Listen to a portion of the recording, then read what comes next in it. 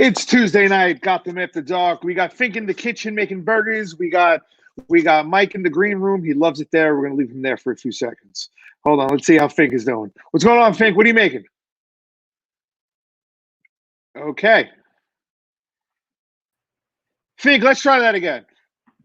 Mike, you gotta stop. You gotta stop muting my guest, Mike. You're sitting there as a high tech geek. Leave me in the green room, Mike. Mute people. What do we got going on? So we're making basically some classic burgers tonight. A little bit of bacon, cheese, tomato, avocado, spinach. Nice. Should be very tasty. Some fries to go with it, and got a classic meal going. Very nice. Sounds good. All right, we'll check in with you in a little bit. Sounds good. All right, Mike. So what's going on? Does that mean it's just us? It's just us. Just us right now. We have a guest. Who's our guest today? We have a guest here. He's coming live from Masi's house. No, I don't know where he is. We have random guests coming in, but they're just not here yet. So what's going on? Tom is doing his. I saw he was doing his bar talks or something. Mm-hmm. Hold on. Oh my god, I had the screen open on the other end, and I was hearing two of you. That's the fucking worst.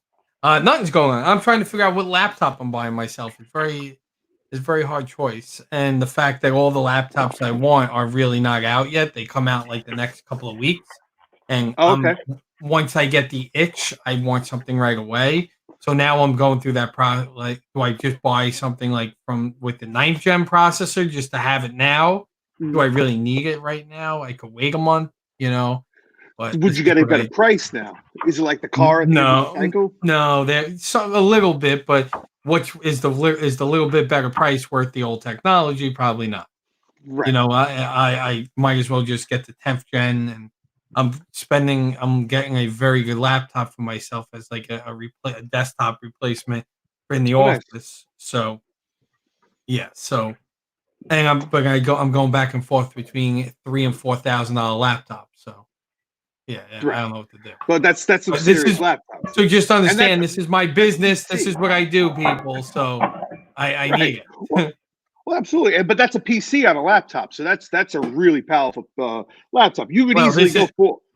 Well, this is a laptop that I can do 4K video editing on it. I'm looking for a 10th and 8-core processor, RTX either a 2080 gaming graphics card or a Quadro 5000 like content creator card, like more for like Premiere and After Effects. I'm debating which one I want to go, because if I go with the gaming card, I could use it to actually play games as well. So like I could take the virtual reality headset and now hook it up in my theater where I have a lot of room. So now I don't have to worry about crashing into things. So because it'll actually be more powerful than this computer I have here. But if I go with the Quadro card, it's even better for Adobe After Effects and Premiere.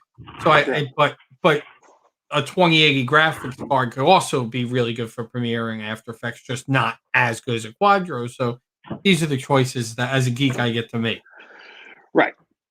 And this is something that we have to make for the office computer. We got to get something like, listen, I'm all for laptops. I like to be able to move. Laptops are more expensive, but so I need a laptop because I do go back and forth a lot. So right now I have a desktop in the office and I take a laptop home. My wife's laptop went bad, it's on its way out. So I have a beautiful Dell XPS 13 that I love. I'm just going to give her that and just get myself one. And my new marketing girl, she does video editing, so I need to get her a computer anyway. I just bought myself a great Dell computer in the office. So do I just give her my Dell computer and then just get myself a really good laptop, and now it kills two birds with one stone? That's how the way I'm thinking of it. You want me to share my screen? Yeah, seriously. Let's go through some geek stuff. What is she edited on? Premiere? Premiere and After Effects. So I really like the Razer Blade. This is the one that's coming out. Okay. They're gorgeous. And it has a full Quadro 5000 graphics card. Like if I go with the top of the line, the advanced, awesome cooling. But the other one I'm looking at, the older one, is the ZenBook. Hold on, because it's different. It's the older model, but it really is. It's a dual screen. So it actually has a screen here as well. So it's really interesting. Oh shit! That's fucking cool. That's like yeah, you have like a a touch 4K. screen? Okay. You have a 4K screen, and then it has an additional screen that you could use for everything. Sidebars, yeah.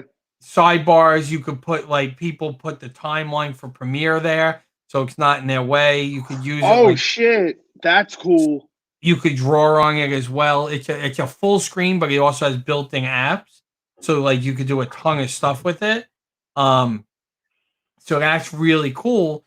The thing I don't like about it is it maxes out at a 2060 graphics card, and I want it higher. I want the 2080 or higher. So it kind of and it's last year's processors, but still it's a 9th gen 8-core i9. So no matter what, it's still an amazing processor. Yeah. And if you go on YouTube and you search this, people talk about how it's like the best laptop they've ever had. This one girl it's pretty cool. Listen, people are always trying to change, improving the ergonomics because they see those from their. There's some downsides to it, of course. The way the screen is, it's matte and it's flat, so they say you don't get it at a good angle. But it's interesting. It's an interesting concept. So I don't know. I'd love to see that in person. I know this. So I almost ordered one today on B&H because it's a 30-day return policy. I'm like, yeah, I'll just buy it if I don't like return. And then they're like, oh yeah, if you open it, you can't return it. I'm like, yeah, that's not 30 days easy return. Right. I'm like, it's that's not it's not like a piece of software. I'm like, that's not an easy return to me. Right. That's ridiculous. But that's silly. It's pretty cool. But I really do like the Razer. Yeah. And then there's another one I like, which is the MSI. MSI. This one is not out as well, and these ones are really cool as well.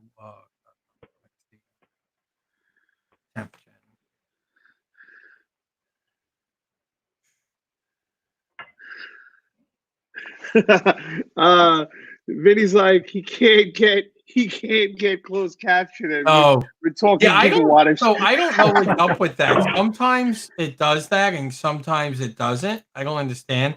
But the MSI is pretty cool. I love the keyboard. And then one thing I love about the dual screen is this actually is the touchpad and also turns into a number pad. But it's it's weird though because you're used to on a laptop the touchpad be in the middle, right down here. But I kind of like that better, right? I don't know. Yeah, I don't know. I would love to use it and find out. I mean, I can only imagine how comfortable it would be if the keys was pulled down to the. I'm muting you, Fink.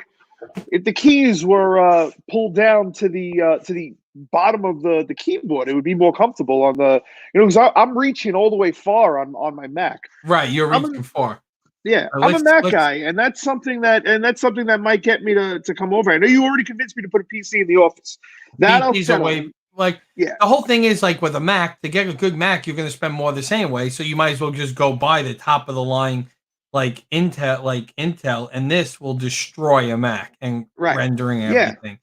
The guy, and the way I found out that they had just come out with this was those guys, the Corridor crew. Who I love, those guys I like. They got a demo unit, and they were doing physics simulations with it to do dominoes. And it was pretty cool. It's cool. So who we got in the comments? I see Cosmo. What's up? He's waiting for Moss. Moss is who knows where he is. His daughter's birthday was today. Vinny can't get closed captioning. Yeah. So Facebook Live, it's weird. Sometimes I see closed captioning. Sometimes I don't. How does it select who gets closed captioning or not? I almost think if you're doing it directly to Facebook, it might get closed captioning better.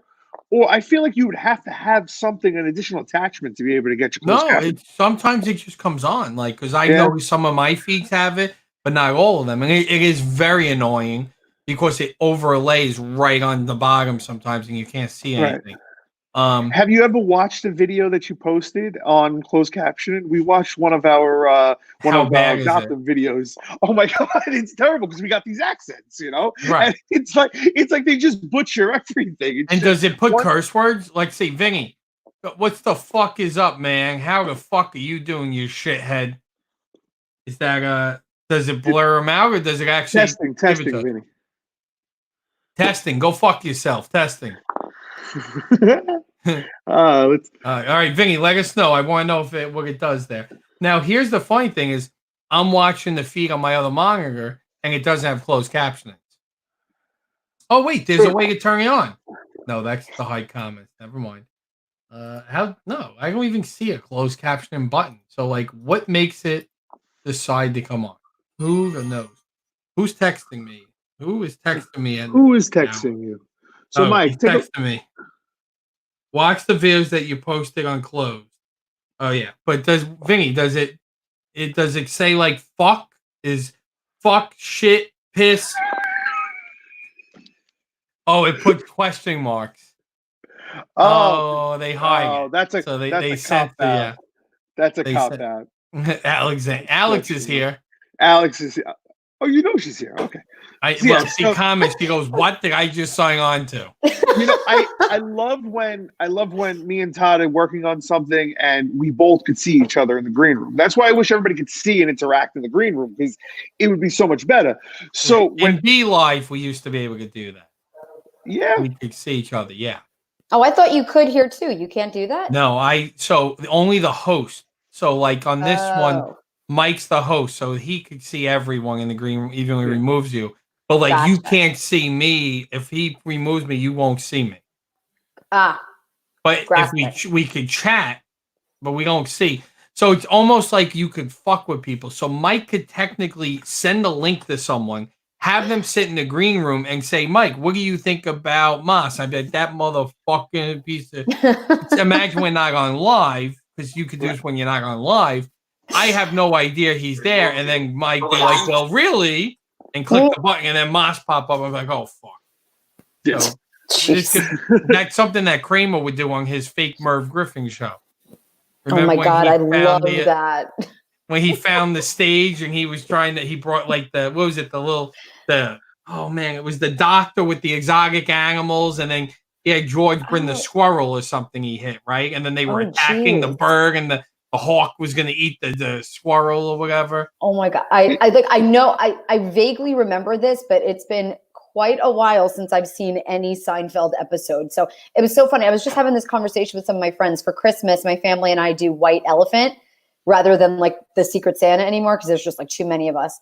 And I picked like a present with wine and snacks and all that, and then 2 games. And one of them was like a Seinfeld trivia game.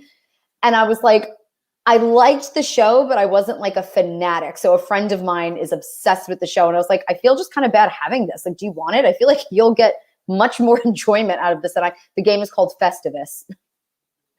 Festivus for the rest of us. Festivus for the rest of us. Barry still a guy. What was that last week? White Elephant is the best. I love White Elephant. That's what it's called. White Elephant. Yeah, White Elephant. You never did a White Elephant exchange? That's like that's pretty cool. You never watch The Office if you never did it. It's Michael Scott teaches it and does it best. The White Elephant is like where everyone brings your support. So on the White Elephant, there's supposed to be a set amount. So if it's $50, everyone has to bring a $50 gift. So you all wrap it. You're not supposed to tell anybody what the gift is. All the gifts go on a table. You all pick numbers. So if there's 10 people, you pick numbers 1 through 10. The lowest number goes first. You go up to as the first number, you go up to the table. You're allowed to shake the gifts, whatever you want. You open that gift, you have to show everybody. Now, number 2 has the choice of either stealing that gift or opening another gift. Could he only steal your gift, or he can steal any gift? He can steal any gift that's been opened, so that's better later on. Right. So, like, if you get number 10, that's the best option. Well, actually, number 1 is so different rules. Some people allow number 1 to get the final say. Oh, really? So different rules. So, like when we do it in my holiday party, number 1 actually is able to now automatically swap any gift that isn't locked. So that's the thing. A gift can only be stolen a certain amount of times. You can't stay back and forth, right? You can't go, give it to me, locked. It's other people. So let's imagine So one steal is one lock. Like if you steal, it's locked. So we do 3 steals as a lock. Yeah, us too. That's great. Okay, That's great. So you basically the guy running this or the girl has to keep a tally of the gifts, how many times it's exchanged hands. It's it's so fun. So now let's imagine like number 8, right?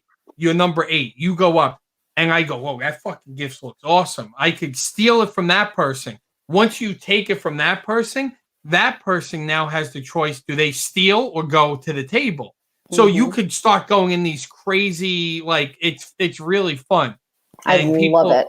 It's so That's fun. Cool. Let's. I always I'm excited when I do those things because half the time it's like it could be like a $20 budget. And I'm like, no, like because I want to get like a cool gift.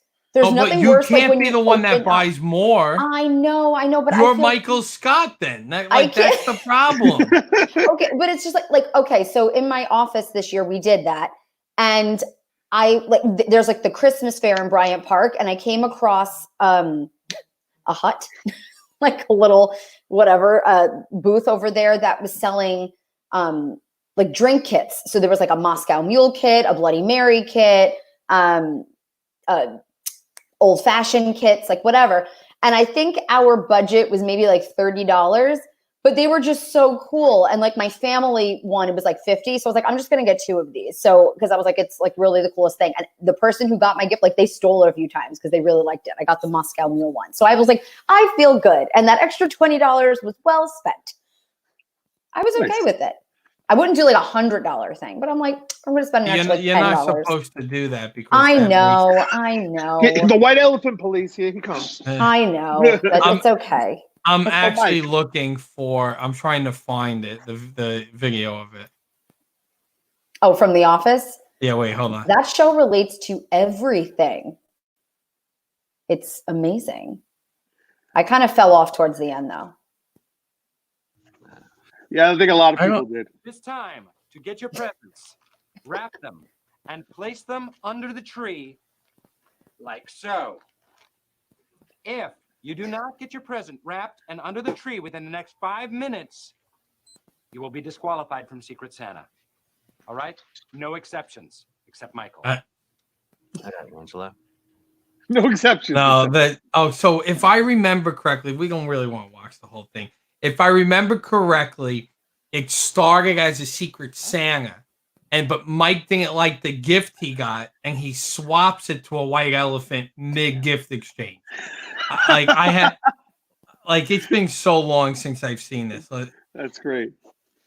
So we have some funny remarks. So Alex, when you came in, the question he was trying to see if F-bombs come up on closed captioning. So it was just really funny to see your face when you sign in and Mike is just dropping F-bombs. Like, what did I just get involved in? I was should I leave and come back? Is someone getting yelled at? There was some good comments. Okay, so Vinny said that closed caption has Moss coming up as Moss. And then, that's you. I thought it was somebody else that chimed in. But that's great because I said my Uncle Joe. Yeah. He always calls him Moss. Moss. Moss. How's Moss? Where's Moss? It's just funny to see you commenting it on a show that you're already here. Yeah, but I don't get the ability to comment because I'm not the host, so I have to comment there. My fans like me, and I would like to. I respect my fans. Next week, I'm getting the thing over here. I gotta give you access. I could be like what's her name? Your friend Jojo. Hey, Viggy. Hey, Joe. In the middle of the interview. Hey. Oh, it's Viggy Benami. Hey, you're the best. I have an Amazon wish list. Buy stuff for me. Oh, were you asking me a question, Todd? I hope she's not watching. I don't know who this person is. It's one of their friends, but it was funny because Todd was getting very mad because he was, Todd was getting really upset. Todd takes this very seriously, if you haven't noticed. So he's like interviewing JoJo, and she's like, "Oh, my friend Joe just joined. Hi, Joe. I know I owe you an Instagram photo. I missed it. Join me. Oh my God. Join my So she's Patreon having page. fun. So she's Good. having fun, and Todd gets so upset. He was like, because he wants to interview her and have her. He's like, what the? He's just like, you see Todd like, all right, so Jojo, tell us about the time. Oh, but Billy just got here. Bringing Hi, it back Billy. in. Just come on. Come on. Yeah. That's funny. I think, and me and Moss just sit in the green room like this. This is the worst. Why am I here? I got shit I could be doing. Oh my. So who's God. here today? Come on, comment, say hi. Yeah, like say hi. Come on. Talk to us. Yeah, help us out. What would you like? Would you like me to fight? Do you want me to yell at somebody today? Do you want me and Alex to yell at each other today? No. Does anybody want Fink to eat one of those burgers before they're cooked? Let us know. I would like that. Let us know. Apparently, did everyone hear that Moss? I'm totally calling him Moss now. Is running. Hello, Silvana. Can you find out where your son is? Will he be coming out to play tonight with us? Is Moss coming? Is Moss growing? Does everyone know that Moss will be running a marathon? He signed up yesterday on midday. So wait, this is what he actually signed up? I thought you had to go into like a lottery. No, so the guy Rob from Michael's Cause has they have 10 spots. So as long as you raise $2,500, they need people to run. So he's running in the marathon. So he started practicing yesterday and ran 1 mile. So he's got 25 more miles to go. But yeah, and Todd joined too. And they want me to join. Let's be real. I'm not fucking stupid. Question mark, Vinny. Can I get on an electric bike with a camera as they're running? I will go. I will go watch them somewhere. I don't think so. Wait, you know what? Let me rethink that because I just agreed to go watch them somewhere. That sounds like a whole lot of people and a whole lot of shit I don't want to be involved with. I will not go watch them. I will just give you $500, Moss, like I said, when you run the marathon towards Michael Kors. Happily, I will not be there. I'll look for you on TV. Let me know if you're going to be on TV. I'll look for you to cross the finish line. That's about all I could agree to. Angelo, hey, what's up, buddy? Are you trying to interview me? Should I start yelling at people? It takes a long time. I've seen zero progress there. Wait, so okay, clearly we're making burgers here, right? But there's avocado, so they're California burgers. California burgers. I love burgers. He was supposed to walk around the block this morning to train, and then he got hungry and went to McDonald's. Mike pledged $500 for him to show up, but now he makes it over but there's no way he makes it over the Verrazano Bridge. Frank D'Amato pledged $2,000 if Moss finishes, but if Moss doesn't finish, he has to give Frank $500. Oh, that's interesting. Yeah. That's interesting. Because then, wow, that's... I don't think I could do that. Who's pacing? I don't think there's a pacing here, just being honest. Is there a pacing here? I think this guy came in the wrong show. Pacing? Pacing. Angelo said, hey, pacing. I'm not pacing. Hey, Fink. He's not pacing. Fink, do you know Angelo? You know this guy? Paisan. You know this Paisan? Oh, Paisan. Pacing. Pacing. Listen, Angelo, I deeply apologize for my Jewish friends. Is that say Paisan? Is that how you spell Paisan? My last name starts with Field, all right? Let's be honest. Oh my God. I just thought maybe this guy came in the wrong show. He's like, hey, Payson. Yeah. And he's like whispering to me too. He's like, Mike, you know this guy. He's like, that was fantastic. Adriana, hello, Adriana. I sent you my $25 on Venmo for my daughter. She is very excited. I think they're doing like ceramics or something this week. Leave it to the Jew. Come on. No. Oh God. Wait, Adriana. Racist. So I bought 2 of the Crafty Kids packages last week for Tommy's nephews. They were the coolest thing. Like I saw pictures of it and I was like, oh, this looks so cute. But when they opened it, like it was a dinosaur theme. there was like a legit like not cement, like plaster egg, like dinosaur egg, and you had to like chisel at it and like dig through whatever to find the dinosaur in there. It was the coolest thing. Those kids sat there and were like just going at it for like an hour and a half, and their parents were like, "Thank you." Like, it was the coolest thing. I was like, "Can I get in on this?" So one of the kids was like, "Go ahead." So I'm like, going ahead. I don't even know I know my wife was like, "Should I do that Crafty Kids thing again? It looks really cute this weekend." I was like, "Yeah, whatever." It really. I think it was. So cute. She said something with ceramics. I know that. Yeah. Oh gosh, I will totally keep buying these for them. They were like such a great price. You get the coolest crafts in there, and they really like keep these kids entertained. Like they kept me entertained. Let me see if I can find my camera. While you talk, I got the closest I've gotten to someone in 9 weeks. Okay. Really? And then after that, Mike, not by choice. You mentioned the new cap over there. You mentioned the new cap. You're gonna have to show him off tonight. Just letting you know. The new what? Cap? You got the new cap behind you. Cap. Oh Cap? yes, cap. I'm like, who the fuck is this? They said a cat. Cat. That's what I thought too. Meow. Meow. Meow, meow, motherfucker. Meow meow. Yeah. Now, what'd you say? So Fink, is that Jack cheese? This is Colby Jack. Yes. Colby Love Jack. Jack Right. cheese. So my we got personal favorite. You know who loves Nickel Colby melt Jack my face. cheese? Todd Who loves Pavone. it? Todd hates cheese. I just don't understand people who don't like cheese. They're missing out on all the good things in life. Yeah. I don't know.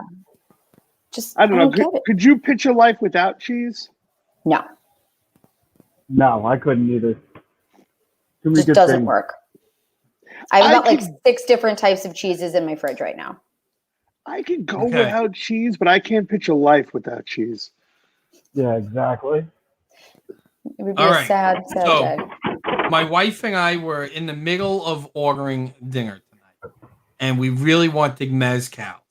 So we plan, and I call mezcals, and they're closed. They are only doing Thursday, Friday, Saturday, and Sunday. So we're in the middle of talking, like what we're gonna order now, and my doorbell rings. And of course, it's like full Sebastian Maniscalco, like, who the fuck is ringing the bell? And it's even worse now because it's fucking Company. quarantine, right? Right. So now I'm on my Nest, and there's my ring doorbell, and there's a guy with a big platter of food, like a tray. And I'm like on the door. I'm like, hello? He's like, yes, I have a delivery from Blue. I'm like, yeah, I get fucking order. It's not for me, right? And he's like, is this the Bloomfield residence? And I'm like, yes. He's like, oh, okay. Well, someone got you food. I was like, all right, please place it on the table and step down the step. So if you share my screen, Oh my god. So- Oh my god. he puts the tray down, and I come out, and I see the guy. I'm like, oh, all right, give me a second. Let me, like, I gotta tip the guy, right? What is that at the bottom of my step? You just like throw it. What the fuck is that? Oh, that's mine. That's my light angle. So I'm like, all right, now I gotta tip the guy, right? Even though someone bought me food, I don't know if they tipped the delivery guy or not. So then, like, I go and get cash, and what am I gonna do, right? I have to give it to the guy. So Oh. that is officially the closest that I've been to someone in 9 weeks. And I then rewatched the video over and over again to make sure there was no physical contact and no exchanging of bodily fluids. Well, you know what? Oh It's my definitely God. good that you were you had the high ground. I breathed all over him.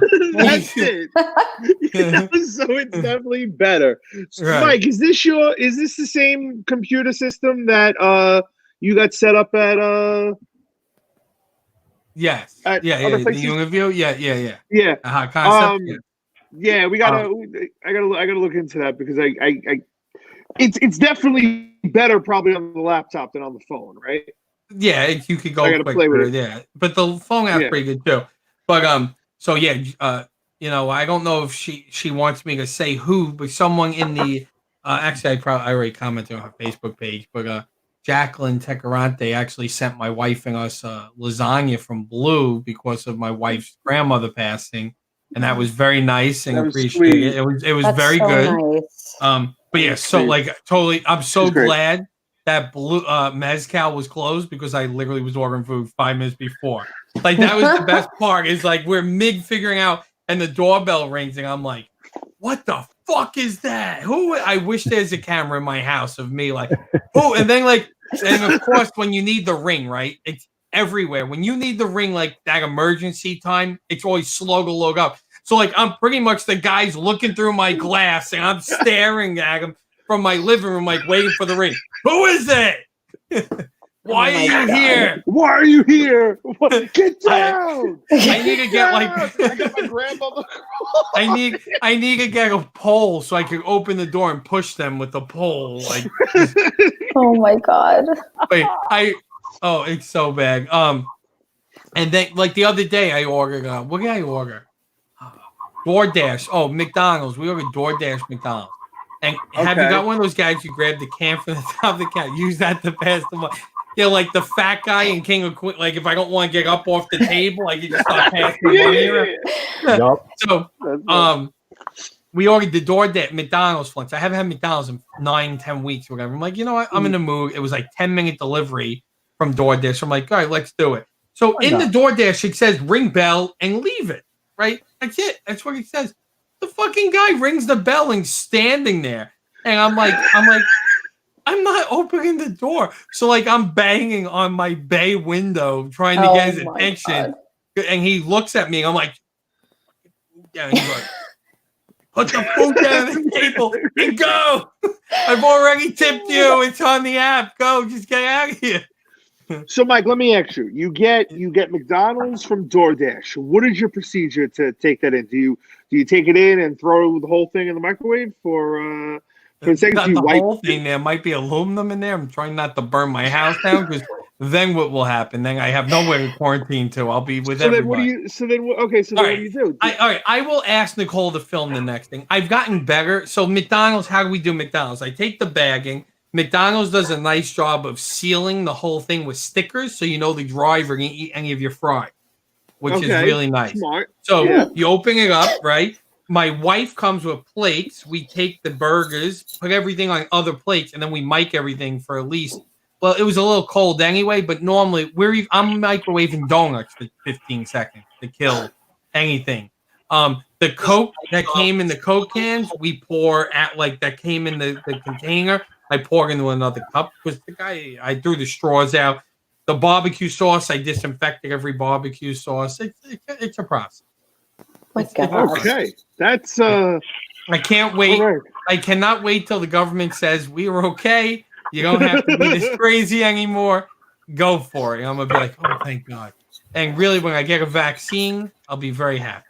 It all just sounds exhausting. Oh, it's so exhausting. And oh my God. What's more exhausting is being on Facebook and seeing everyone who is so fucking done with this and they just think that the virus has magically disappeared. Oh, it's gone. It's all good. President Trump has taken hydroxychloroquine for 10 days now. It's proving it works.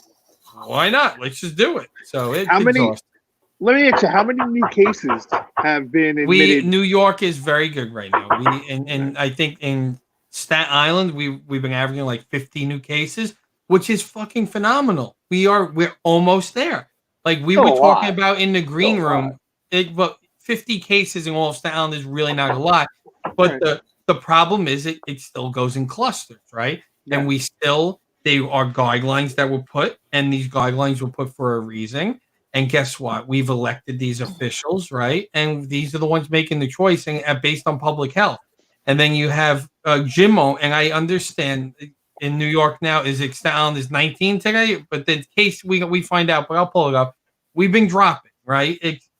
There's 2 milestones we need to reach. We need to reach ICU beds and hospital beds. We are right there. We're on the cusp. Mayor de Blasio says we're about 2 weeks from probably opening, early June, phase 1. But you still have to do it slow. All the experts say if you don't do it slow, we will be another second wave, just like the Spanish flu. I have a very good friend of mine who yesterday said, fuck it, flu season's over, this is gone. Okay, this is not a fucking flu. They've already proven it existing in the hot weather. It's already affecting Florida. Now you want to look at Florida's numbers who opened. Their number of cases tripled over the weekend. They went from 500 cases to 1,500 cases. Oh, 3 wow. weeks after they opened up. How long's the lag? Is about, they say, 2 to 3 weeks. Yeah. So I was just about to ask. So Florida, it backfired. They opened up. That's one day of a blip, So now, is that a rush or is that a blip? You don't know. Right. But that's not a good. That's not. You don't want to wake up in Florida and look at the statistics and go, "Oh, we tripled. Why? Why did we triple?" Right? And that's the thing. No one wants to do this again. I don't want to be stuck in my house again. I want to be fuck out. I love restaurants. I love people. I enjoy people's company. I don't want to be afraid of people, and I'm not afraid of people. And that's the thing. Like, if you ask Moss, he'll tell you I'm fucking deathly afraid of people. I'm not afraid of people. I am following the guidelines that are here to protect everyone. I am doing my part as a mature adult. We are asked to do as a part of civilization. I posted this whole thing and someone fought with me. Another good friend of mine fought me that mask is stupid and whatever. But whatever, I can't fight it. Where do you go? He's done with this conversation? No. I just I had to fix it. I had a problem with the camera. But look, the thing that is people don't like we're talking about this. We're losing people. But the thing that sucks though is completely and I just hate that how we are so divided. Right. We can't just come to this has really went now. In the beginning, we had a chance, and we were kind of becoming united, and now we've divided again. And this has become a right versus left, which this is not. This is a public. But it always turns into that, doesn't it? Doesn't it always? It's just so ridiculous. 9/11, there were certain times, and Sandy, there have been certain disasters that have brought people together, right? And this we had a huge opportunity to have this bring people. Whose audio is cutting out? Mine? Is it? Not to me. No. Whatever. That might be your speaker. But we are seeing we had an opportunity to unite, and now we have just ripped apart. And this has become a right versus left, and it shouldn't be, right? And I listen to experts, right? I'm listening to scientists. I don't listen to politicians who don't know anything. I listen to the numbers. I listen to the proving science, the models that are proving that over previous pandemics and how things work in computer simulation. Right? Governor Cuomo doesn't come out there and just throw out his opinion. Governor Cuomo goes out there and shows you the statistics and the numbers and the experts and the models, and that's what we need to go by. And again, that's my opinion. Mike, and I tell you, it's what it's not doesn't make me right. But the problem is, and what's frustrating in terms of this is, and to be honest with you, this is a Staten Island problem. When you start to get out of the boroughs and where you get back into the left boroughs, New York City is a Democratic, right? New York State is a Democratic state. It's New York, Staten Island is the only real Republican side of the city, right? We are the only borough that ever votes Republican, and we know that. But when you start to get into the other boroughs, people aren't out on the streets. Okay, I understand the Hasidic Jew, like the Hasidics are, because those they think a lot of those, and not all Jews, right? It's a very slim. Go ahead. What? I listen. I don't like talking politics on the show. Yeah. Okay, that's one of my rules. But I just want to ask a question. So it's like everybody out there right now. You're telling me, because listen, there are people out there. Like I gotta go out in the world. I'm essential. I gotta go out there. But there are people out there. There's traffic. It's like, where are these people going? But are you telling me all these people are Republicans? Okay, I'm not saying 100%. There's nothing is 100%, right? Right. No stereotype. No, nothing is 100%. There's always bends in the rules, right? There's essential workers that are out there. But if you look at it right now, if you are a Republican and you get your news from Fox News and these right-wing type news sources, and if you are a big supporter of President Trump, Well, it's okay. He is our president. You voted for him. That doesn't make him a fucking expert on pandemics. If you remember 9 weeks ago, he said, what is that? Special sauce. Special sauce. Special sauce. Yeah. If you remember 9 weeks ago, he said we have 20 cases. Like a miracle, this will be down to 0. And here we are at U.S. has had how many cases now? Aren't we over 1 million cases? But you know what, Mike? You know what gets me crazy? It is the polar opposite of the news outlets, right? You know, you have, and I don't know which ones are right and which ones are left, or which ones are wrong, or which ones are incorrect. But it's like it's night and day, and this is what blows my fucking mind. And then you got people on Facebook just. Well, everyone is a fucking biologist. is an expert, you know. Right. So you don't even know anymore. It's like honestly, you don't even know. Could we be? Well, don't ever get your news off Facebook, right? If you get your news off Facebook, there's a big problem. Because people don't read past headlines, right? So, headlines. So what is the non-biased news outlet? What is true? Is there a such thing as true news out there? Not newsotainment or no. So the whole thing is. You have to go to multiple news sources and you have to know what you're getting from, right? Fox News is a right wing. CNN is a left wing. We know that, right? I'm not telling you CNN is middle. CNN is not middle. CNN is left, right? The OAN is way extreme right. If like OAN, like I love Freddy's, like the pork store, you go in the Freddy's, they got OAN. OAN is pretty much they have Trump on a tank rolling in on the commercial with a machine gun. And let's keep in mind, this is a guy who got out of the war because he had bone spurs, but now they have him tank top, machine gun, and he's the savior. But there's certain news, like MSNBC falls left. They're not as left as CNN.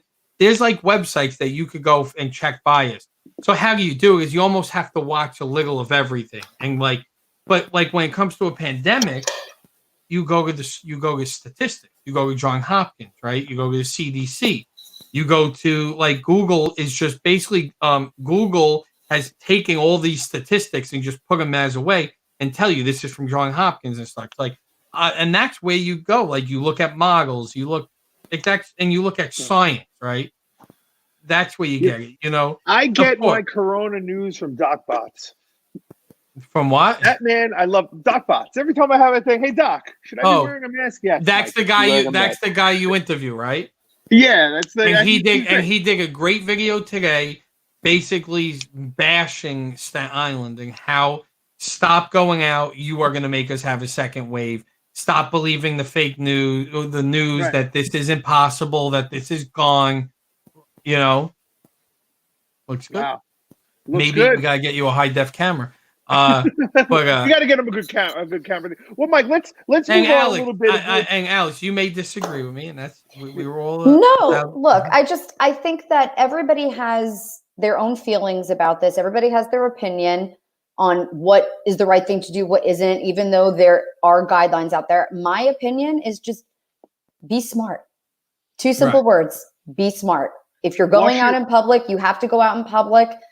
Put your mask on where it's necessary. Be smart. Come in. Do what you need to do. Don't be around others that are going to be susceptible. If you're not going to take, remaining in the house as rigidly as other people will, and just be smart. Just be smart. I think asking people at this point to remain indoors. I just think from the start it wasn't as serious as it could have been. I think if there was more of, I don't know, if the hammer was brought down a little bit more from the start, I think that maybe this would be a different outcome. And look, I'm not being a hypocrite. It's myself included. I'm not somebody who's remaining in the house, like closing the doors. Like I'm going out, but I'm doing everything that I need to. If I have to go to the grocery store, I'm putting my gloves on, and if I'm doing what I have to do, but I'm not taking it to levels as some other people might. And there's nothing wrong with what anybody's doing. I just say be smart. Well, here, where it's not fair is, and I'm not saying you, but when people on Facebook, if you're too fucking scared to come out, stay the fuck in your house. We're going out. Yeah, no, that's not how it works. Aggressive. When you go out before we go out, and you make a second wave, I'm now fucking stuck in my house again. If we all follow the rules and do what we need to do and smart and do what we can to prevent a second wave, I could come out of my house because it's safe to come out of our house at that point. Like, I'm not in my house here quivering in fucking fear that I'm gonna get sick. I'm sitting in my house because I don't want to be responsible to kill your mother. Right. And I don't want to be responsible to come into your house and hang a TV and not know I'm asymptomatic, but because I was at a restaurant where another guy was sitting next to me and now I'm sick, and that's the problem with this virus.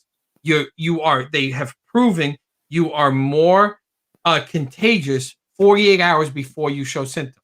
With the flu, you're sick, right? With the flu, if you wake up and you feel like shit, you don't go to work, you can't spread it.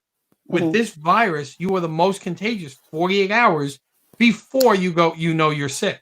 So if me and you, Alex, had dinner plans, me, you, Tommy, and my wife, and we go to a restaurant and I don't know, I caught it, and now I talking to you, I kiss you on the cheek, we're eating bread from the same loaf of bread, you grab bread, now you take a bite, you rub your eyes, I just made you sick. And you had and neither of us had no idea. Right. And that's why they're trying, we need to get down to a point where you eradicate the virus because we don't have a vaccine. So if you cut what does a virus need to live? A virus needs people. Beautiful, we are a coach. That is beautiful. Yeah, a virus needs people, right? If the host is gone, it dies off. And that's what we're trying to do is social distancing kills off. So what did Vinny say? No one has answered two questions. Why is the difference between today and next week open and virus won't change? Virus will change. So how will the virus change? It's numbers, Vinny. It's statistics. If right now we open and we have in New York 1,400 cases, we have exponential growth from 1,400 again if we start to have it. If we need another week and we now get down to 500 cases, we are that much further back and being able to contact trace it. And, well, you have to understand how this is going to work is the city is going to have contact traces. Let's say I get sick. They're going to now sit with me. Mike, where were you? Who did you work with? Who were you with? What houses were you in? Did you take any public transportation? Where did you eat in the past week? They're going to then call that place. Hey, Giovanni's, Mike A here. He was there on Saturday. Can we look at your cameras? Do you know who was there? Give me credit card receipt. Is that what they're doing? They're doing that? That's part of the phases. Because once you get it down to a maintainable number, and if you could contact trace the few cases that come up, you could prevent a surge. If you don't contact trace, what happens again is you surge. So the 1 week is enough to get you from 1,500 cases to 500 cases. 500 cases in a city of 8 million is a lot easier to contact trace than 2,000 cases in 8 million because how quick it grows. So Mike, just hold that thought for a second. Let's admire the burgers. Let's take a break. Admire the burgers. So good. How you doing, Fink? Look at them. I hope they're medium rare. You're doing good. Little California burgers. Let's there we go. Let's take a little open in that. Oh, that looks so good. Is the bun going? The bun's going. I was like, no. Watch. We don't want to lose a finger on the show. Oh, we got there it. You go. It's like a saber. That is such a shiny, juicy bun. That looks like it's straight out of like a commercial. It's a perfect brioche bun. Picked up. Ooh, these are gonna look good. That looks good. That looks pull amazing. up the other half. There you go. Oh, that's Look at that. That's beautiful. That's beautiful. Perfect. Thank you. Oh my God. I bet it's delicious. I usually stuff my burgers with cheese too. I saw it on a Food Network show. Yeah. And I've been doing it ever since. And I'll stuff the burger with cheese and then put it on top. Oh my God. Yeah. Oh, yeah. I gave you some misinformation. So the statistics that tripled with Texas, not Florida. Texas opened early as well. So let's talk about pull my screen. Pull my screen up. Pull your screen. Let's pull my screen. So Vinny, we'll get to your next question because I'll see if I can see what it was. But let's take here. Let's take May 1st. May 1st, 4,700 cases, right? 46.6. Let's go to May 8th, a week later. 2,000 cases less, right? Now let's go to May 15th. Where's May 15th? Another 400 cases less, right? And that was a little blip, right? But if you look What's a the couple day of of this days spike? before, What's the of day of us? that big spike? Yeah, that was last big April. spike. That was my birthday. Sorry, people. Everyone came out to see me. So See, April 24th. Now you have to remember, around this time, this is when testing was really becoming big, right? So that's why you had some spikes. We're now pretty consistent with testing in New York. But you see, you have a downward spiral. So if we wait another week or two, we get down to even lower and lower cases. Now that isn't what is we're testing waiting even for. available yet? Is testing even available? Yeah. I thought. Okay, so I thought Anybody the whole can get thing. tested now. Everybody can get tested. Right. There's no. I thought the whole thing was staying home because we wanted to flatten that curve to make sure that we have enough hospital beds to manage. We had plenty. We had the churches. The models were hospitals. off. We got very lucky. Yes. And we did a good job of flattening the curve. So now what we're trying to do is we have, so Vinny, and we're not staying home right now, even for case numbers. There are two numbers that we are stuck in home right now for New York City. Number of ICU beds need to be at 30% threshold, and number of total hospital beds need to be at 30%. We're at, I think when we look, 26 and 27%, right? If you search New York coronavirus regions, I think it is, there's a website you could go to that'll tell you the region monitoring of where you're at, right? So New York City, what we're waiting for is right now total number of beds available is only 27%. We need to get that to 30% availability of total beds in hospital. And we need we're at 26% of beds available in the ICU. We need to get that 30. Why do they want that? They want that because, God forbid, we have a spike. If you have the hospital beds in the ICU, we could prevent as much death as possible, right? If you start we've learned we don't have ways to treat somebody, but we know that there's different things you can do to help get someone through this if they're severely ill. So we need those beds available. That's it. New York is waiting for that and the contact traces, which we will get. So we're right there. Now, if you take a look, right, and you look at Texas, which opened up, do they have a downward curve or do they have an upward curve? Yeah, they're going up. They're going up. Wow. Right. Look at this. But Check they're Florida. open. Florida is. Yeah, because that was the second one that opened. That's what I'm curious. Because I want to. Everybody's welcome to Florida except for New York. Florida did not go. If you look, Florida was on its way down, and this is about when they opened. And what's happening here? If you look at that, that's not continuing down. That is continuing. But Mike, what are we? Trend. I mean, are we like prolonging the inevitable though? Shouldn't like I understand they're talking about the herd immunity and this and that, but it's like, isn't that the way it should outrun its course? Because listen, when vaccines come, what is it getting? We're giving.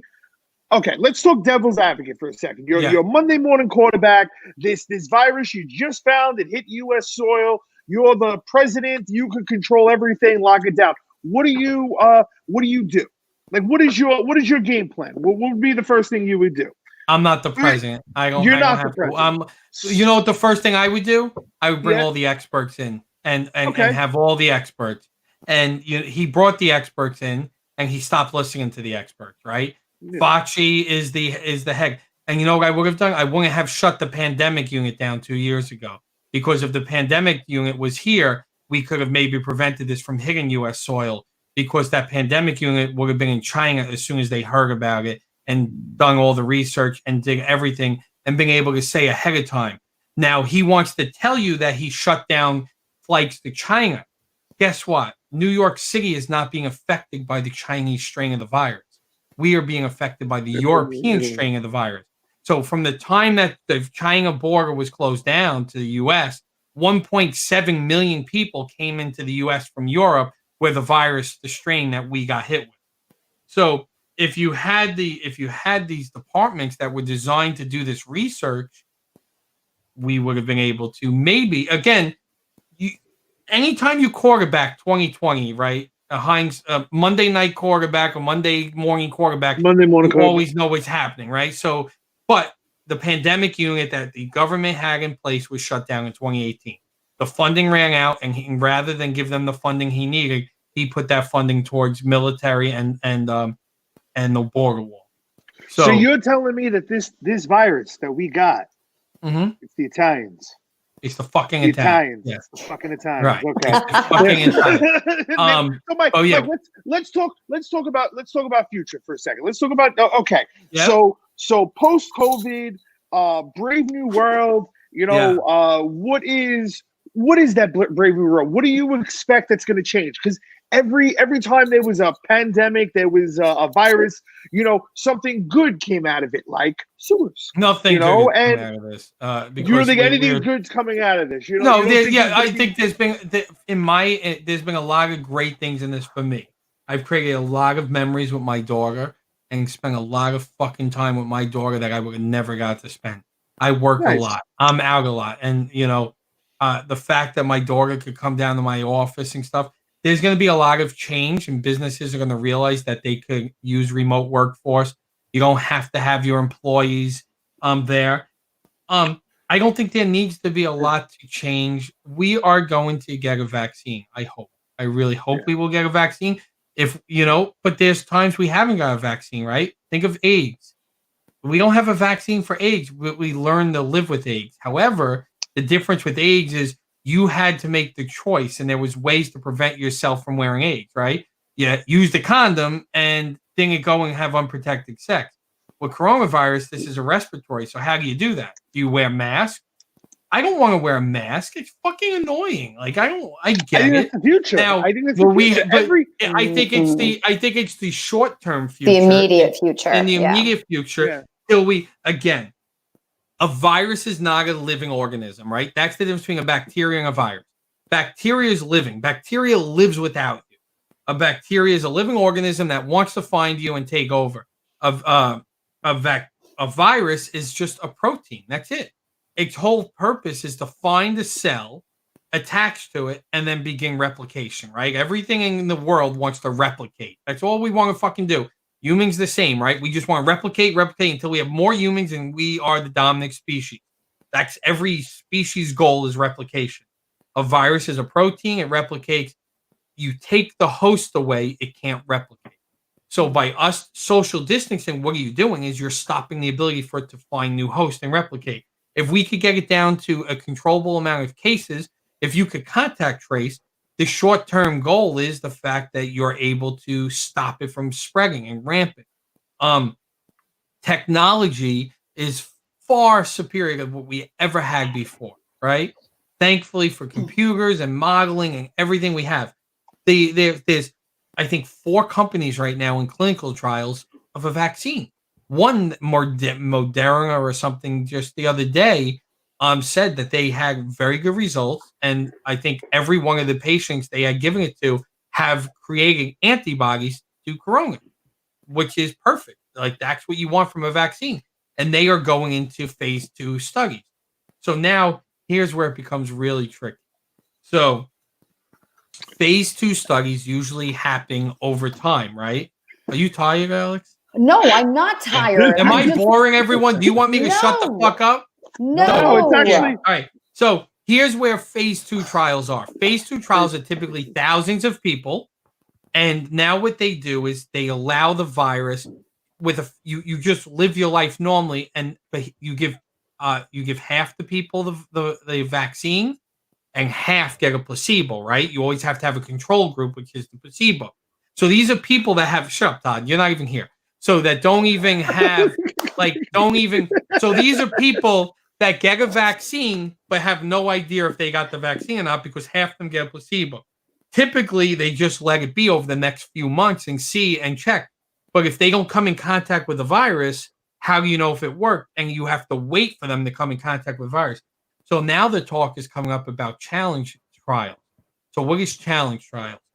So let's imagine 10,000 people get the vaccine, the phase 2, the whatever they believe is the vaccine. Half of these 5,000 have a placebo, half of them don't. And they now purposely infect all 10,000 people. Now, why do you do that? Because now you're able to speed up your testing. You're able to know within a matter of a month, does the vaccine create an antibody? Rather than wait for it to run its course, you could create you give them a vaccine and then you challenge them. But now what happens? You just challenge 5,000 people that you know don't have the vaccine. because you gave them a placebo. So now you just purposely have to infect 5,000 people. Of those 5,000 people, how many of them are going to die? So now, right, because we know this virus is a deadly virus. Yes, it's not as deadly as once believed, but it's still at its worst kills, 1% of what was it, 0.10. The numbers are weird. It's hard to go, but people will die, right? Of those people will die. So, but that would speed up the trial testing and get the vaccine to everyone else quicker. So is that morally right? And that's where they're now debating is how do we do this? What is that different? What is that different from just saying, hey, just go about with your lives? Because they're supposed to go about their life social distancing. So, right? Like following the standards of everybody else. You're not purposely infecting them, right? With if you're challenge testing them, you are purposely infecting them. You are making them breathe the virus to see what happens, right? They're basically, however they get them to get the virus, you are challenge testing. And that's where it becomes. Sorry, you gotta testing would speed it up. Alex, you gotta thank you. Well, where's my thanks? Welcome. I paid for them. Oh. Alex just delivered them. I paid for them. Well, I'm glad you enjoyed them. Yeah. So this is where challenge testing comes in, and it comes to immoral, but it could get us that vaccine that much quicker because now they don't have to wait.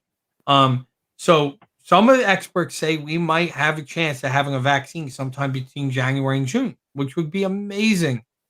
It seems like forever, right? I think January is still 6 months from now. You know this world, these batshit crazy people in this world, and like you're saying, everybody's split. So there's going to be half people that are saying, I'm not taking that vaccine. Great. And the other half is saying, that's fine. The people who take the vaccine don't have to worry about it, right? You don't want to take the vaccine, you're an anti-vaxxer? Great. You're going to keep spreading the virus. I'll be able to get the vaccine and not worry about spreading it. Now, the government will probably mandate they take it. It's probably going to be mandated. That it's going to be a force. It's going to be forced. There's going to be. But however, they will force. When you go into school, there are government mandated vaccines, right? There's when you go into a school as a child, you have to have a certain set of vaccines, right? Is measles mandated or no? I don't know. Measles. I don't think so because remember what happened? We had a measles outbreak last year. Why? Because people don't believe in vaccines for some reason. And I'm not going to get into this conversation because this is people's belief. Again, I'm not going to tell you who's right or wrong, but we eradicated measles. There was a measles outbreak last year because how many people now no longer want to give a measles vaccine, even though there is every single study they have done to prove that vaccines cause birth defects or not even birth defects, if vaccines cause disabilities. That's been debunked. It's been debunked. That's debunked. I'm not talking about vaccines. I'm not talking about the vaccines you get when you're kids for the measles, the mumps, and all of that. So mandated measles, right? The measles outbreak, if you remember, I think was in the Jewish community. I think it was in the I don't even remember that. Yeah, last year it was a major. They were talking about the fact that measles may be back, and here's why: when you have an outbreak, like a new strain, viruses change. Viruses are fucking evil motherfuckers who want to live. So if they're alive, they're not alive. They are a protein, but they become alive. But there's that, but when you have an outbreak and you have enough of it, they attempt to, if they realize they're going to be killed, they attempt to mutate themselves. Look at Mercer, right? Mercer. So staph infection, right, is basically can be killed by antibacterial, right? It's a bacteria that can be killed. But what happened is it mutated and then became Mercer. I think that's the word, right? Which is basically means it's resistant to right? Which antibacterial pills or whatever you take, and can't kill it, and you have to let it run its course. Viruses attempt to do what they can, they want, and they suck, and that's why if you allow a measles outbreak to happen, you can now have a strain mutate that we no longer have vaccine for, and start to wipe people out and give measles back, and that's why vaccines are important. And I understand people have concerns, and would I have concerns taking a coronavirus vaccine the first time it comes out. Like, you really know what's going to happen 3 years from now. That's why testing is important, right? That's why they do this clinical testing. All right, time out for this commercial break from Todd. That it's funny, he's commenting both as God. It's freaking me out when I see it as Gotham and I see it as himself. But Wind Down Wednesdays, an all-woman nighttime talk show coming next week, powered by Gotham Trinity Productions. Yes. When did this take place? When did this start happening? We have a lot of things. You wonder why we split days and we only work. Todd only works 2 days. Is that during 10 o'clock? Like, if we just get kicked? I will be there. No, that's going to be another. That's going to be another time slot. That's going to be an earlier time slot. Todd mentioned yesterday there should be a couple show.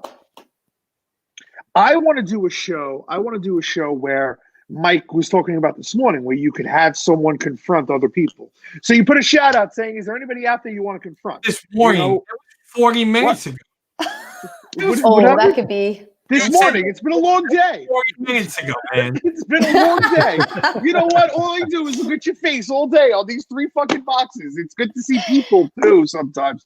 But anyway, so he was saying that you can have bring somebody on to confront somebody else. Right. Like, you can't see who's in the green room. I could have like 3 surprise guests in the green room.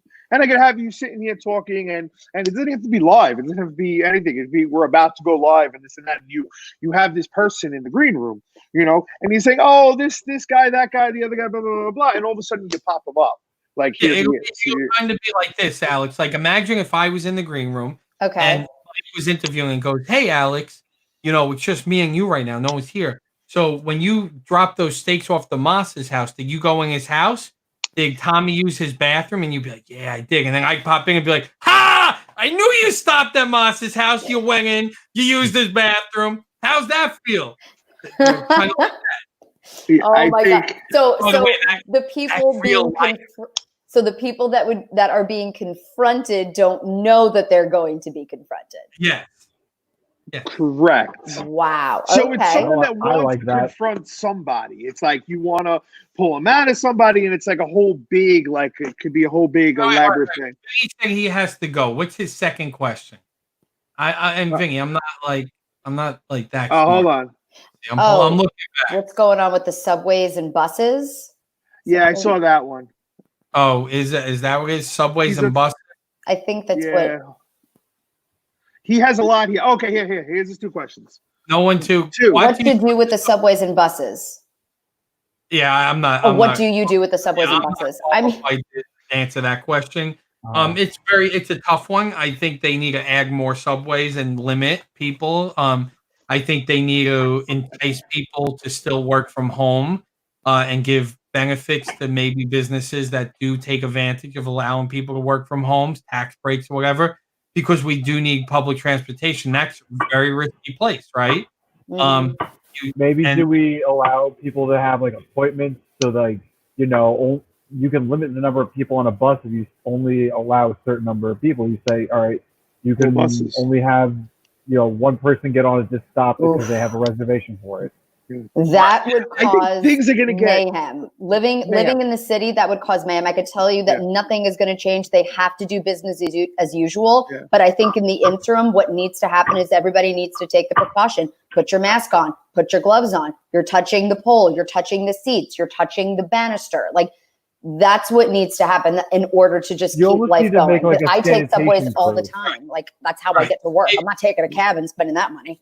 Right, and what do you think?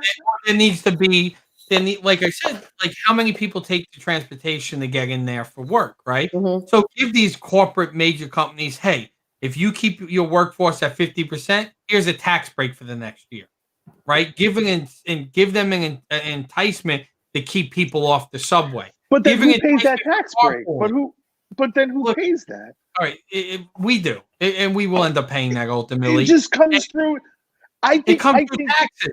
But I think capacity levels. I think in the future, all capacity levels are going to be half. I think regardless of what it is, we're going to have a vaccine. It's going to be everything. I think they're going to want less people on buses, less people on the train. I think they're going to have more services, bigger buses, bigger areas. Restaurants are going to have more tables spread out. I think that's the future we're going to. Well, I don't think it's not going to be like that forever. When you have a vaccine and we eradicate this virus, we go back to normal. We will quickly forget, People are going to take a. I hope so. I hope you're right. I really do. And this isn't going to be pandemic after pandemic, right? This is the first major pandemic in 100 years that has affected us. There's been different pandemics, and we will have other pandemics, but it's not like this isn't the new normal. Like next year, it's going to be like, all right, fucking next pandemic, get back in your house.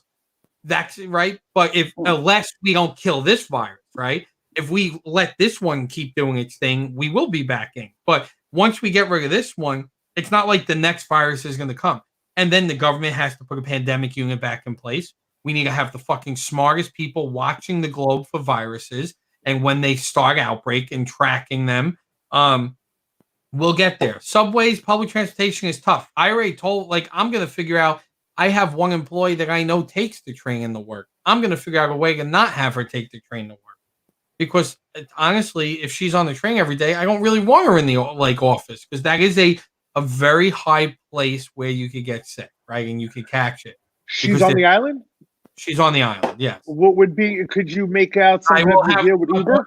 One of my workers will pick her up every day, if anything, if she doesn't have a car by then. There you go. We'll work to get her another car. Well, yeah, then I think that's going to be more of an individualized scenario, and each company is going to have to say, okay, what's going to work, what's going to benefit us, what do we really care more about? Do we need the bodies? And we'll do whatever precautions we can in here, setting up sanitary stations, mandatory wearing of the mask, only keeping X amount of people in small confined spaces for X amount of time, you know what I mean? Or are they just going to, throw their hands up and be like, we're going back. If it's lifted, we're going back. And that's pretty much what it is. I think that what I would like to see is maybe people in the risk zone actually just have that opportunity to be like, do what you're safe, what you feel most safe with.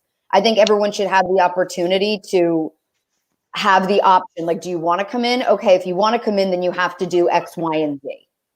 Right. If you want to stay home, we'll make it work. So and in the beginning, it's going to be temperature checks, right? In my office, in most offices, and you're going to see that. And you might see that at restaurants. Now, here's the thing. You're contagious before you have symptoms. So that you could still pass a temperature check and still be contagious. And that's the problem. Unless you start taking, unless they somehow come up with a instant coronavirus test that there's millions and millions and millions of that everyone could do, spit in this and test right away. We're not going to be almost like how a pregnancy test is. You need something on that level. I need your peanut cup. So no, and in an office, right? So I've already begun planning for my office, right? I've already bought the thermometer to do the temperature check before you come in. Where's already going to be, in my office, where my techs are, 3 of them normally sit. They're pretty close. We're going to do 2 guys in the office instead of 3, and 1 guy home. And I'm going to rotate every week. So basically, of the 3 people, that employee A is at home this week. Next week, employee B. Next week, employee C. And it's a rotating. This way, I don't have them. Where I have my marketing. Do you even need most of the staff to be home? Twitter, they told everybody this is forever.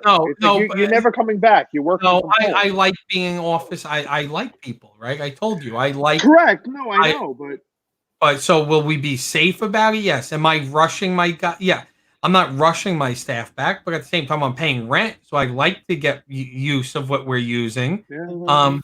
And I'm gonna try to be smart about it, and as much as I can. And then disinfect every day surfaces you touch. Right? There's going to be disinfectant wipes that you're going to be told wash your hands. The thing is, you have to show hygiene, but people think that's the end all be all. Oh, if I have personal hygiene, I can't get the virus. That's not the only way you get it. Yes. Do you get it if you touch a door handle and touch your face? So if you touch your door handle and wash your hands, yes. But it also lives in the air for 14 minutes after someone breathes. So you want to hear something? My tenant, I'm sorry to cut you off, but my tenant, he's out every day. He's always working on the landscape. He's always doing something with the plants, and he's doing something, and he's always wearing a mask. He's out there by himself, and he's wearing a mask. So yesterday he goes, he 58 years old. He goes, you don't wear a mask? He goes, it's even worse now. You know, you go back and forth to work every day, and it's like, you know, I was like, yeah, if I go into like a supermarket, I throw the mask on. If I'm around people, but generally, it's like I go from my house to my office, and nobody else is there but me, and kind of back here, you know. Mhm. So he goes, it's even worse now. People think in the winter it was going to be worse, and it's not going to be. It's not going to be bad in the summer. But what happens? What happens when he said something about cold air and it falls in the cold, you know? And then he goes, in the summer it rises to like eye level. So if someone sneezes, that could travel for like 2 miles in the air in a nice warm like humidified day. You know, I don't know if there's been any proofs or any studies on that, but more talk about inside restaurants. So let's imagine like STK Steakhouse. I'm at a table and I sneeze a cough, and I get up and the waitress, comes and cleans the table. They say it lives in the air for 14 minutes, you know, right? And the numbers have been everywhere from like 14 minutes to 3 hours. So there is some point of it where it lives in the air. You know, it's not airborne, but it can live. Those particles remain in the air for a little bit. So right, they can remain alive. They can also remain alive. So you could do nothing, right? I could walk in and walk through somewhere you were and now get, Mhm. you know, without. I could be the most sanitary person in the world, clean my hands, do everything, but I just walked into a mist that I can't see. This is the problem. It is invisible. We are fighting. If this is the case, then what I have been saying this whole time, I don't even know if it's like morally sound, but like from the start, there should have been, okay, everyone, you have a week to prepare. Go to the grocery store, order your supplies, whatever. We are having a 2-week lockdown. This is global. Shutdown. This is not industry specific. This is nothing. If this is actually what you're saying, and I'm learning new things ever, because I just can't even get mixed up in whatever I'm hearing on the news, because as we all know, it's different wherever you're listening to. So I just don't even want to listen anymore. Alex, I agree with you. I think I would just, if there was a 2-week lockdown, like go out. If you need to go outside, it's on your own property. If you leave your property, you're being fined. And we could have maybe stopped some of this thing. However, we're not China. We don't have that. We don't have the ability to do that. I know. I completely understand. Look at the people who are being told we now have a bot. Yes. That is a bot? Like that's a bot, right? Yeah, that's a bot. That's a bot. Pedro the bot. What's the point of it though? He just wants to create havoc. You gotta kick and bang it off your page. So the problem is you can't do that in the US. And look at the people who are being told to stay at home, do what they can, go to the store, and they're flipping out. You can't fucking tell me what to do. I'm going out. Like I read a Facebook post the other day from someone who said, okay, 80,000 people have died. Why do we even stay in our house? If we didn't stay in our house and we went out and about, maybe 160,000 people would die, and they'd be considered heroes because this is a war and we'd be back to normal. That's not how the math. War? That's not how. First off, it's a war, but that's not the math. That's not how a virus like this works. If we would have all been out, it wouldn't have been 160,000 people died. If we all went about this like normal, 4 to 6 million people would have died. There's a big difference between 80,000 and 4 to 6 million. But this is what they're. But what if just the sick? What if just the sick, the elderly, and the old stay home? You know what I mean? Like the 14-day hardcore shutdown. Come back. Let everybody subject to go. Respiratory issues, problems. All these people, they stay home. They quarantine from everybody else, and let us go out and run the world. We've seen many. They're not the only ones who died. We've seen plenty of healthy. They're not, but they're the ones that are more subjected. They're higher risk. You know, but now, I'm just saying. So what are you about the people who live with their parents? What about the? There's too much intermingle, right? It's all or nothing, and that's really right. I would have rather had all. I would have rather had 2 weeks of all. We're in our house. The only time you're leaving is. I would have loved it. I would have loved it. But this is where it gets frustrating, because I'm like, okay, if that's not even possible, and you know what I mean? I just don't feel like this whole thing was taken seriously from the start, and everyone was just sent home.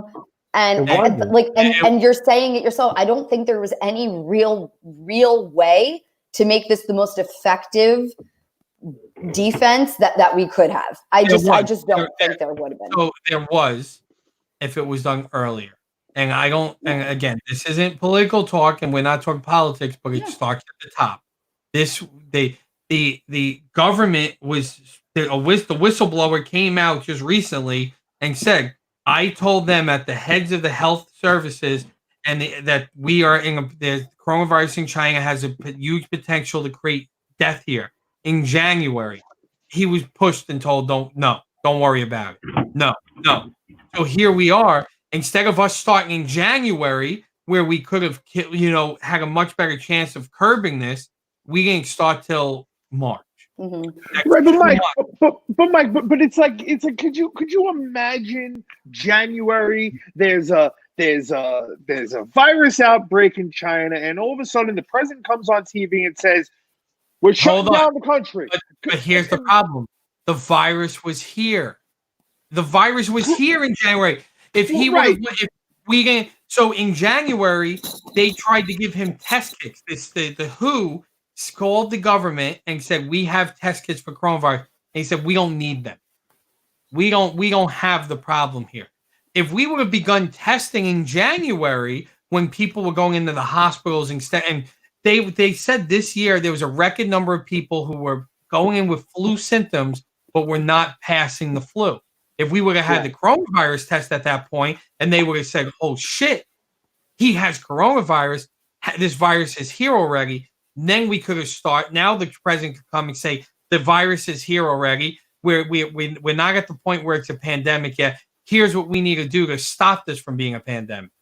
But instead of ignoring it and sweeping it under the rug, we went to March, where the virus thing, it started here in March like we believed, right? Originally, people thought the first fucking case was in March. They've proven the first case in the U.S. already goes back to December. Yeah. Mm-hmm. So that it ran unchecked for 4 months. That's what gave it this ramp up, right? So if we could have cut its head off in January or even early February, we wouldn't have been this bad off. It's because of how long we let it sit. It had a head start, right? Mm-hmm. We've been playing catch up to this virus all along. Yeah. And again, it starts at the top, right? And I get it. It's an election year. Who the fuck wants a pandemic there in election year? Which is why now the right believe it's back to being a Democratic hoax, right? The Democrats have created this virus to get Trump to not get him a re-election. Both sides are ridiculous. But both sides are just absolutely fucking ridiculous. It's just this shit. If you look at far right and you look at far left, they are both so ridiculous. Now, here's the thing. All ridiculous. It's all here's the thing why fucking men talking about bullshit and influencing young idiots to believe them. And that's what politics is. Can we not? Well, not really. I wouldn't call it young idiots because if you look at it, most young people don't go for Trump. Most of them go for the Bidens. I'm talking both of them. I'm talking about you have idiots on both sides. Right. The young people wearing vaginas on their heads and all of this crazy shit. But here's the thing. But here's why that's even more ridiculous, right? To believe that the Democrats would do this to get him not elected. Because all Trump had to do was fucking take this by the balls, do it right, and he could have led this to beat this pandemic, and he would have fucking won the re-election easy. If he would have stopped this pandemic and become the hero that everyone needed, I would have been like, fuck it, let's vote for this. If he would have tried to close down the world in January, the world would have went nuts. No one would have agreed with him. It would have been not if the you could never know. Listen, how many epidemics closed the world down in January? But maybe he says, okay, we are getting word that this virus in China is starting to spread. We are now doing testing in the U.S. We're now seeing an uptick. Maybe he would have closed the borders to Europe and kept it out of the United States rather than closing the borders to China. But Mike, over the past 20 years, how many epidemics have there been? Well, you had SARS. Right? You had no, it's not different. Right. For you. In other countries, you had SARS. You had that skin-eating disease. Was that other thing? You had something else, and all of these things didn't make it here, right? You know what I mean? Or some small they cases. did, but very small. Yeah. Right. So it's like, and when was the last time there was a global pandemic? I think swine flu. I think H1N1. Right. You know, so it's like, what do we like expect to come out and just predict? No one could have predicted this would happen in January. There was a group of people that cleared their stock market funds and pieced the fuck out. You know what I mean? But it's and like, those were Republic senators. That was Republic we're senators. not, we're not talking. I'm not even listen. Right, you know, it doesn't matter what they were. There was a group. There was an organization. There was the United States had a division of the health department that did pandemic response. They were shut down. Those were the people who would have been, who could have said, "We are there." It's 2020, right? Monday quarterback is always going to be, but right, absolutely under the rug, and that's why we're playing catch up. And I don't want to be in my house this long. I told you in the beginning, I thought we were going to be in the house fucking 2 weeks, 3 weeks, and we'll be out. Here we are 9 weeks later, right? I don't even know how many fucking weeks. I really believe that too. I really believe that it's like we really be shut down for 2 weeks. And here we are. But the problem is we're so close. And what people don't realize is it's like a fucking match. All you got to do is reignite it, and the fucking book goes on fire. Well, and we're at that cusp point right now where we're doing what we need to do, and people like fuck it, like this gym guy in Belmar, who I get it. His business is hurting. He wants to open, but now he's opening, and that was good dessert. Is that like a muffin? Lava cake? What are you that doing? Is He's doing hand tricks. Like, talk about it. Say something. Like a poker. Mike was talking. I couldn't interrupt him. It's like that guy, like this gym owner in Belmar, who opened this. I just heard of that. I just heard about that.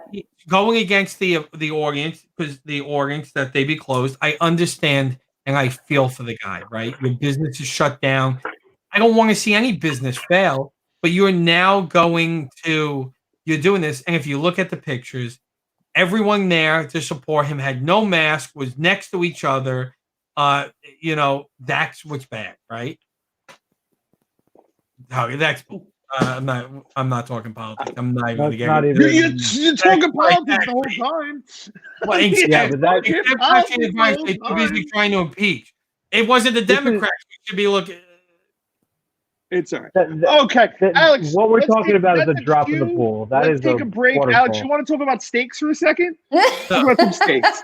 Let's talk about steaks. Okay, Alex. Let's talk about steaks. Let's talk about steaks. There we go. Yeah, I mean, look, Staten Island has been pretty awesome the past few weeks. We've been getting at least 20 orders a week, so it's been pretty awesome. This week, I kept forgetting that this was Memorial Day weekend. So we've had a few orders, but now they've started to get into more of like specialty orders because of the weekend. Some people were like, they have shore houses, they're heading down to the shore houses, or, whatever they're doing. So the orders are a little bit lighter this week. So whoever had placed an order already will take care of you. But because of that, I think we're going to be picking up again, like really picking up into the orders again next week. So a lot of people have been purchasing online. Thank you to everyone that has been going to the STK meat market and purchasing, which is great. So all of you guys are going to be getting your steaks this weekend if you purchased it yesterday, today, or tomorrow. Very exciting. But next week, that'll be the last week everybody could refer at least 2 people and be in the running to win the complimentary tasting and wine pairing. So we have a nice little group that's already in the raffle. So I'm hoping to get a few more people in next week. And then I will announce the winner on June 1st on Gotham After Dark. So order with me next week. Yeah. That's great. Alex, let me ask you, that meat market, that STK meat market, that's kind of like the same deal? Like I could order ribeyes off of that? And So the meat market is really cool. So the whole premise of it is that there are different packages on the site that you can order, and it's frozen meat that's delivered directly to your house. And it's all different quantities of meats, different cuts of meat, all of it. Because I've gotten some questions in the past when it came to these packages, like, oh, can I swap the filet out for something else? The filet is not really my favorite cut. And I'm like, unfortunately, these specific packages are priced accordingly with everything that's in it. So I can't really swap out for other items, other cuts, of course. But Oh, on so the the meat market's market, just meat. It's the just meat like market ordering is just meat. It's like you can order like 4 cuts to like 12 cuts. You know, it's pretty incredible. Okay, but so you said it comes frozen? They're in those cryo bags. So it's directly to your door. If you only do shipments on Monday, Tuesday, and Wednesday. So if you order it on any of those days, you're getting it by that weekend. If you order, let's say on a Thursday or Friday, you're not getting it. Like it's not going to ship out until the following Monday because we don't want anything being stuck in mail hubs over the weekend or whatnot. This is meat. This is, meat. So it'll deliver directly to your door.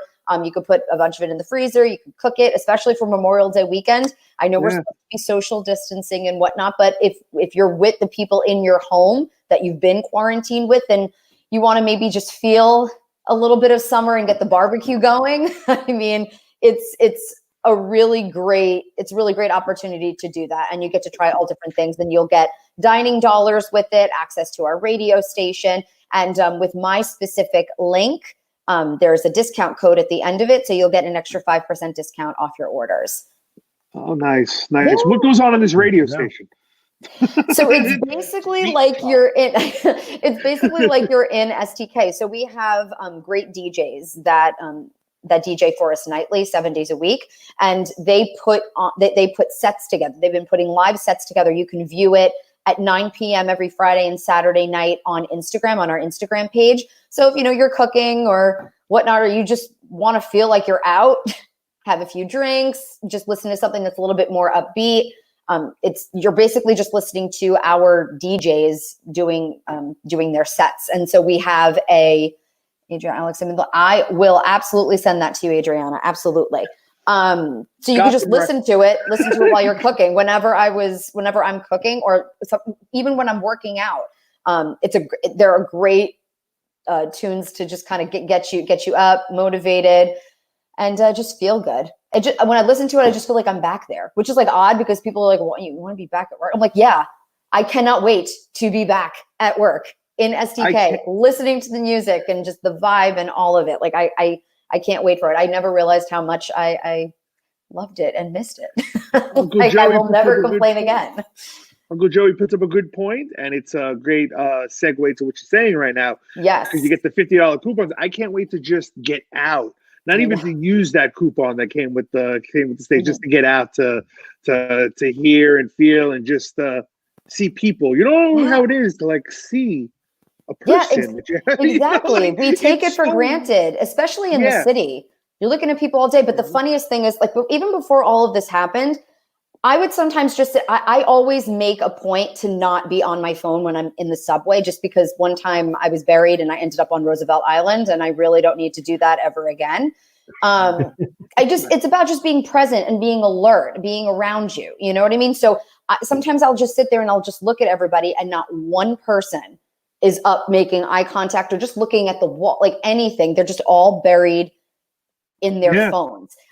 If anything, how before you were like, what is this going to change? How is this going to change? But I hope that when we come out of this, social interaction is not taken for granted as it has in the past. Everyone is just so involved in the virtual experience, in their phones, in everything. And I'm just like, be present.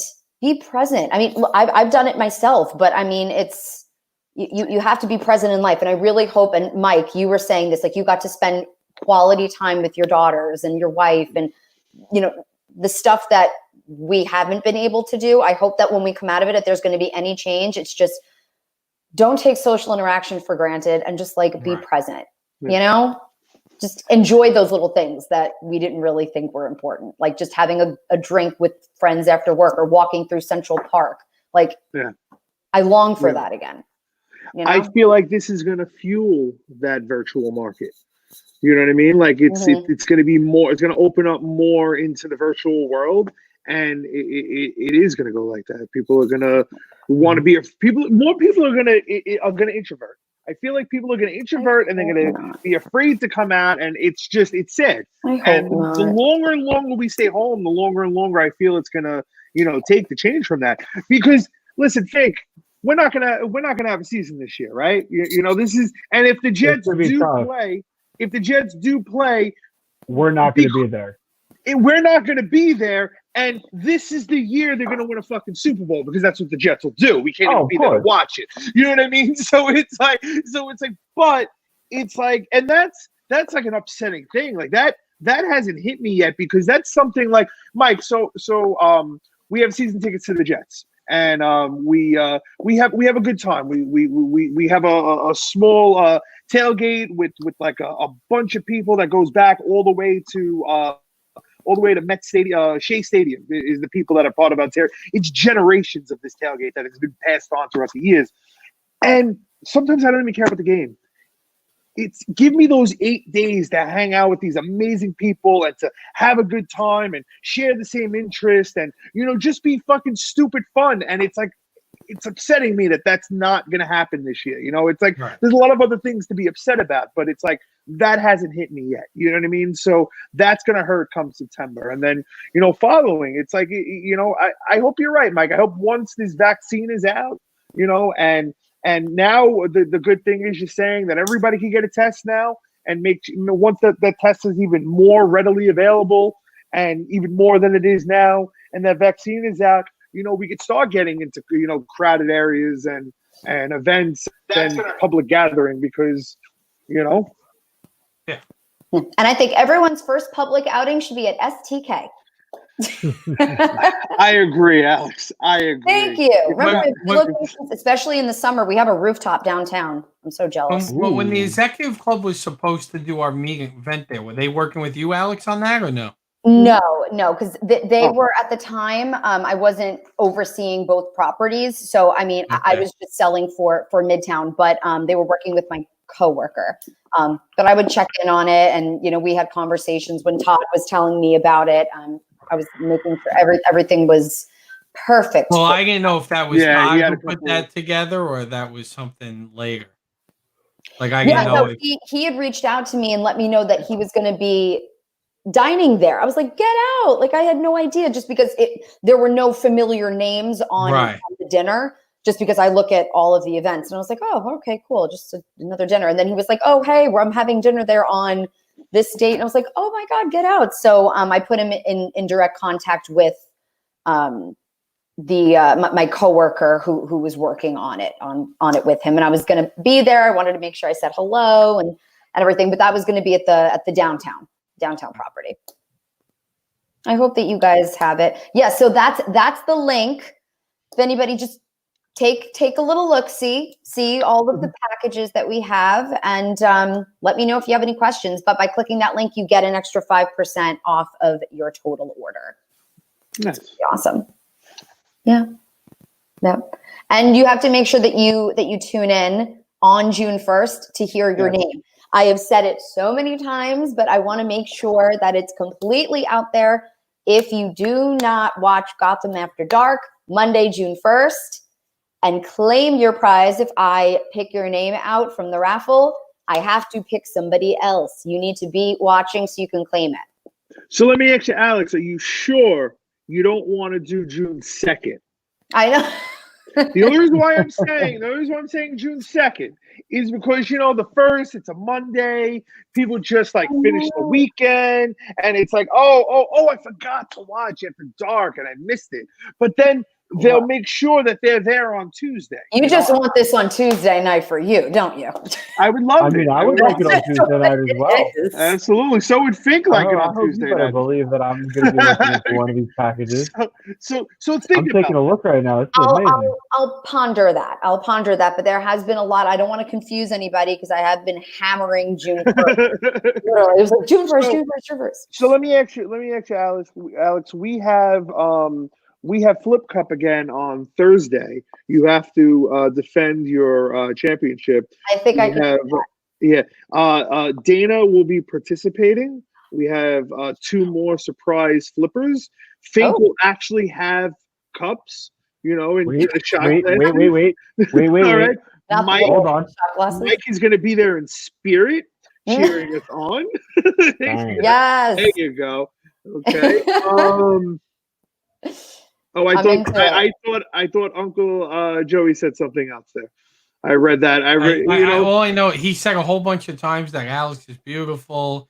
I love her hair. Yeah. I was gonna get to that. So yeah. Thank you. Joey has a lot of there's a lot.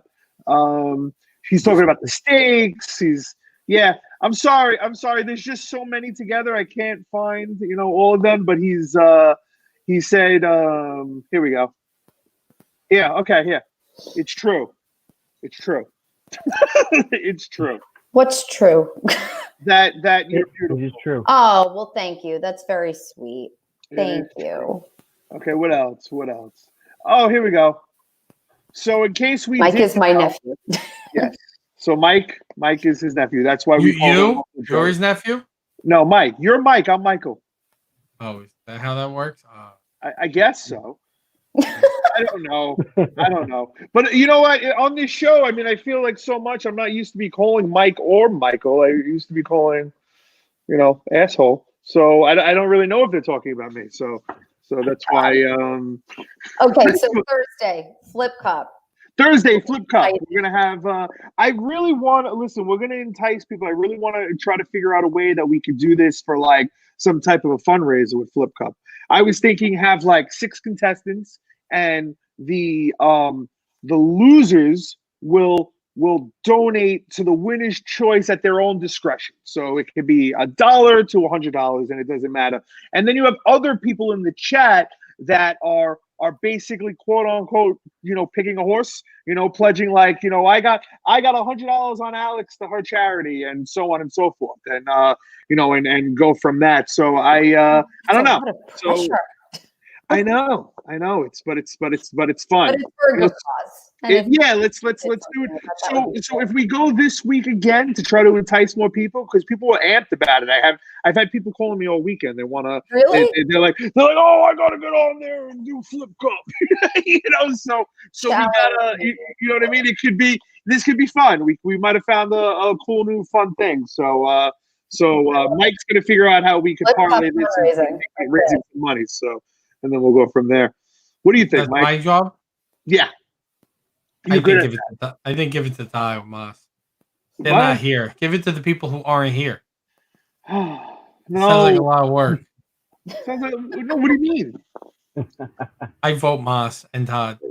I think you should start talking about it on the on Breakfast with Blooming tomorrow, and start talking about it on Midday with Moss. Okay. If you're going to continue doing that show, what's the? Who knows? Where Moss was coming on? Where did Moss go? I don't know. There's no Moss. Grass is here alone with no Moss. Oh my God. All righty. Okay, so we're coming up on an hour 45. I think we had a good show. Nice discussion. Nice. Mike was the hothead today. Usually it's Moss. What do you mean? Usually I was the hothead? You were very. Oh, me. He was very. Oh yeah, Mike. You were. I thought you were Michael. You don't even remember. I don't refer to myself as a third person. You're gonna come back being like The Rock says this. The Mike says Mike. this. Mike's angry. Mike angry. Mike want people to follow rules. Governor says stay home. Mike want to go to beach. You stay home for 2 weeks. So I'm sorry, Mike. I just you threw me off there when there's 2 mics and I don't know. But yeah. All right, let's do this ending over here. Let me thank everybody. I'm tired. Yep. So that's a tiring Gotham After Dark. It's Tuesday. We got some stuff. We got some content all week long. Be sure to follow the Gotham Trinity page and the Techie Geek page, and you'll find out when all those shows air. Because I'm not Todd, and I'm not going to ring them off and do that. So, good night, everybody. You want me to do it?